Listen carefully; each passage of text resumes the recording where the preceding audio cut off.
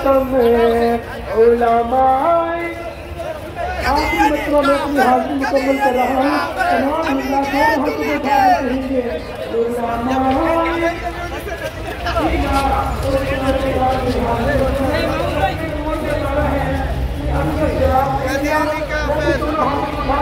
कादियानी काफिर, काफिर, कादियानी काफिर।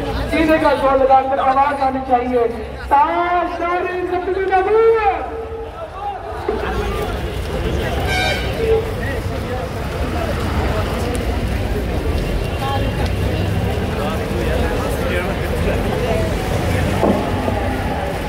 মাশাআল্লাহ, আমরা আমাদের পাকিস্তানি মুফতি সাহেবের সঙ্গীত পরিবেশনায় অন্য জগতে হারিয়ে গিয়েছিলাম। এখন আমাদের সামনে প্রিয় উপস্থিতি, এখন আমাদের সামনে আমাদের সকলের উদ্দেশ্যে স্বাগত বক্তব্য দেবেন। আজকে আন্তর্জাতিক